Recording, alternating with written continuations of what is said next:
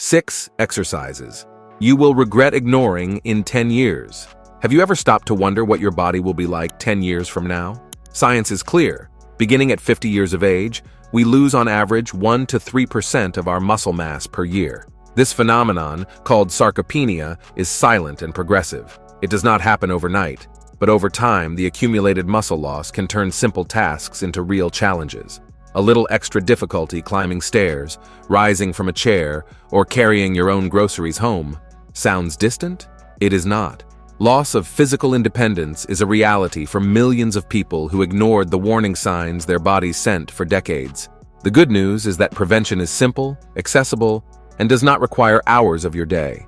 We're talking about a few simple exercises you can do at home, with little or no equipment, in just a few minutes each day. If you ignore this now, your body will pay the price later. It's simple math, a few minutes now or years of limitations later. Before we begin, please tell us in the comments your name and where you're watching our content from. Exercise 6. Scapular retraction with resistance band. The area of the scapulae, or shoulder blades, is frequently neglected in typical training programs. However, strengthening this region is crucial for proper posture and for preventing chronic pain in the back, neck, and shoulders. Scapular retraction with a resistance band directly targets the rhomboids and the middle and lower trapezius muscles, which are responsible for holding the shoulder blades in the correct position. When these muscles are weak, we tend to develop the notorious rounded shoulder posture, which overloads the cervical spine and can lead to herniated discs, tendinitis, and even carpal tunnel syndrome. Additionally, strengthening this area significantly improves shoulder stability, preventing injuries when performing everyday activities, such as reaching for objects on high shelves or carrying groceries.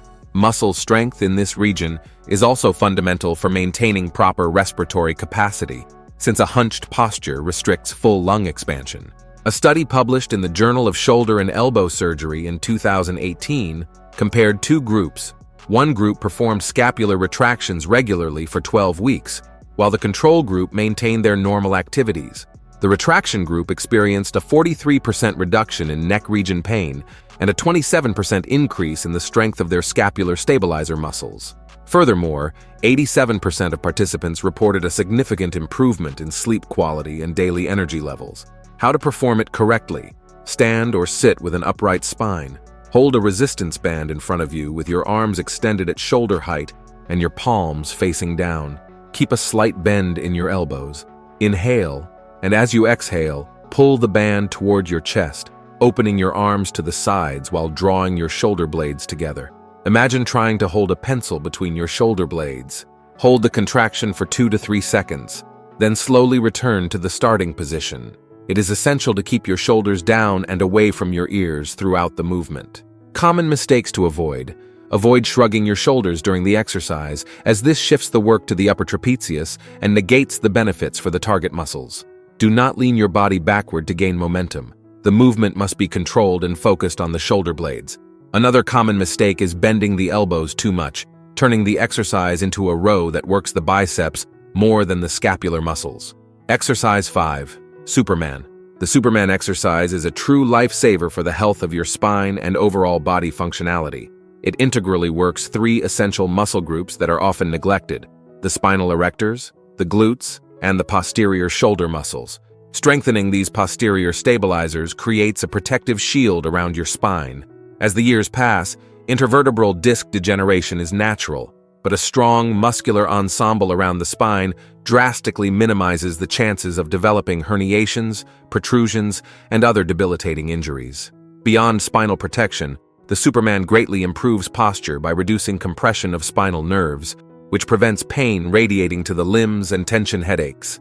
It also enhances coordination between the upper and lower body, which is essential for everyday movements such as walking, climbing stairs, and even rising from a chair without support. For those who appreciate scientific evidence, a study at the University of Waterloo in Canada, published in the Journal of Physical Therapy Science in 2019, demonstrated that individuals who performed the Superman exercise 3 times a week for 8 weeks achieved a 31% increase in spinal erector endurance. Most impressively, the study group also experienced a 47% reduction in low back pain incidence compared to the control group over a 12-month follow-up. The researchers additionally observed a 22% improvement in the ability to maintain an upright posture without fatigue. How to perform it correctly. Lie face down on a mat or comfortable surface, with your arms extended in front of your head and your legs behind you. Keep your neck neutral, looking at the floor rather than forward to avoid cervical strain. Engage your core to protect your lower back, then simultaneously lift your arms and legs a few centimeters off the ground. Imagine you are flying like Superman. Maintain smooth breathing during the lift and hold the position for 3 to 5 seconds, focusing on contracting your back and glute muscles. Lower slowly and repeat. If the full movement is too intense at first, start by lifting just your arms or just your legs. Common mistakes to avoid. The most critical mistake in this exercise is hyperextending the lumbar spine, excessively arching the back, which can cause undesirable vertebral compression. Keep your abdomen slightly contracted to protect the lower back. Another frequent error is performing jerky movements or using momentum. The exercise should be executed with control and body awareness. Exercise 4. Calf raises. Calf raises are among the most underrated exercises in training routines, yet perhaps the most crucial for our mobility and independence as we age. This exercise primarily strengthens the gastrocnemius and soleus muscles, which together form the calf, the true heart of the legs. And no, it's no exaggeration to call the calf the heart of the legs. This muscle group is responsible for pumping blood back to the heart against gravity, acting as a secondary pump in the circulatory system. Weak calves mean poor circulation, increasing the risk of varicose veins, edema, and even deep vein thrombosis. Moreover, calf strength is directly proportional to our balance ability. Studies show that older adults with strong calves have up to 40% fewer chances of falling, one of the leading causes of hospitalization and loss of independence in later life. This small muscle is also essential for propulsion during walking and for absorbing impact at the knee, hip, and spine during everyday activities. A longitudinal study published in the Journal of Gerontology in 2020 followed 1,200 adults for 15 years and found that those with greater calf strength had 28% lower risk of developing mobility limitations with age. Even more impressively, the group that performed calf raises 3 times a week experienced a 35% reduction in fall incidence after 65 years of age compared to the control group. How to perform it correctly. Stand with your feet hip-width apart. For balance, lightly rest your fingertips on a wall or the back of a chair. Keep your core engaged and your spine neutral. Slowly lift your heels off the ground, rising onto the balls of your feet and lifting as high as possible. Pause at the top for 1 to 2 seconds, actively contracting your calf muscles. Then, lower in a controlled manner until your heels touch the ground again. Repeat without rocking your body or using momentum. For a greater challenge, perform the exercise on one leg at a time or hold dumbbells for added weight. Common mistakes to avoid. A common mistake is not lifting fully, missing the full calf contraction at the top of the movement. Another frequent issue is losing balance and compensating with other muscles or swaying the body. Also, avoid descending too quickly, as this reduces muscle work and increases risk of Achilles tendon injury. Finally, do not let your feet rotate inward or outward during the movement. Keep them pointed forward to work all muscle fibers evenly. Before we move on to exercise 3, don't forget to subscribe to the channel. Consistent access to correct, science-based information is what will help you progress in the world of strength training in the long run. Exercise 3. Glute Bridge. The glute bridge is one of the most efficient exercises for strengthening the entire posterior chain, with special focus on the glutes, the largest muscle group in the human body. Many people do not realize it, but weak glutes are the root of countless postural and functional problems that emerge with age. The glutes are our primary hip stabilizers and the foundation for virtually every standing movement. When these muscles are weak, other structures compensate, creating imbalances that result in lower back pain, knee issues, and even difficulty walking properly. Strengthening the glutes drastically improves pelvic stability, which in turn protects the lumbar spine from injury. This is especially important considering that 80% of adults will experience incapacitating low back pain at some point in their lives. How to perform it correctly. Lie on your back with your knees bent and your feet flat on the floor, hip-width apart, about 6 to 8 inches from your glutes. Place your arms alongside your body with your palms facing down. Contract your core to stabilize your spine and press through your heels. Lift your hips off the ground by pushing through the heels until you form a straight line from your chest to your knees. At the top of the movement, squeeze your glutes firmly for 2 to 3 seconds. Lower slowly, controlling the descent until your glutes almost touch the ground before the next repetition. Maintain steady breathing, exhaling on the lift and inhaling on the lowering. Common mistakes to avoid.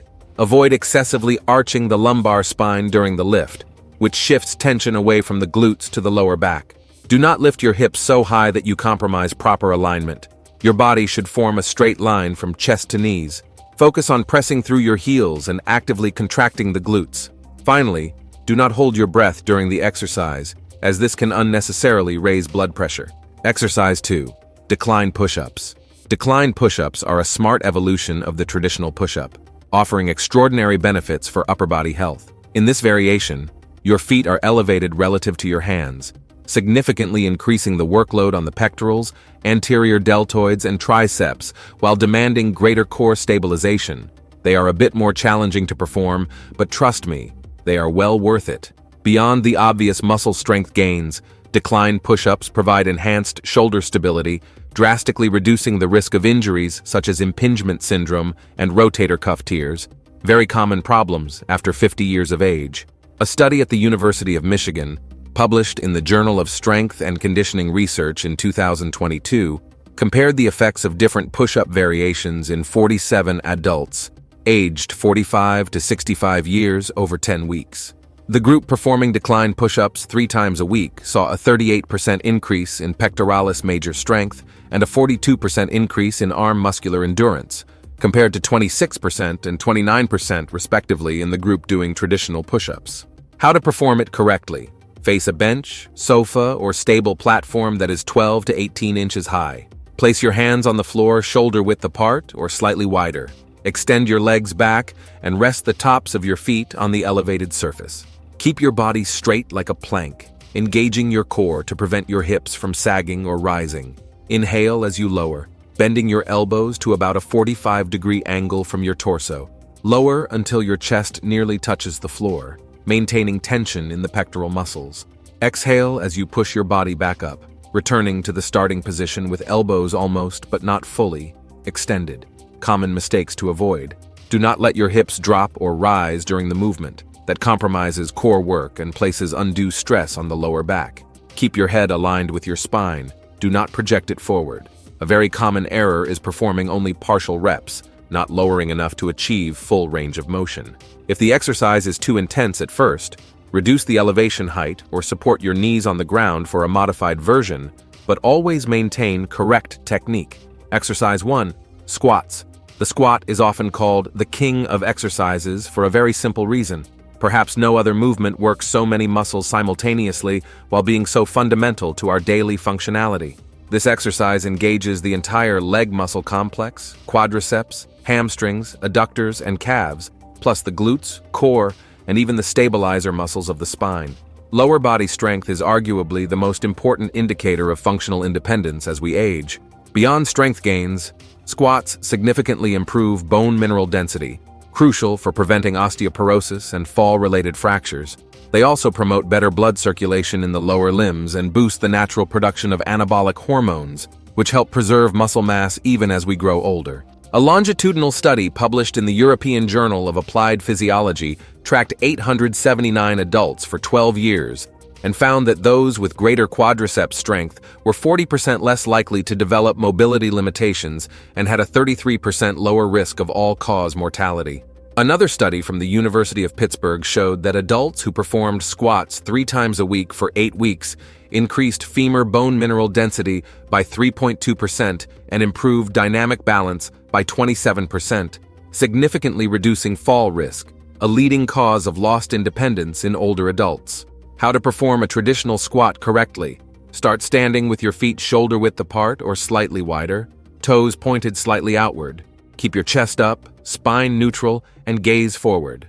Begin the movement by pushing your hips back as if sitting in an imaginary chair while bending your knees.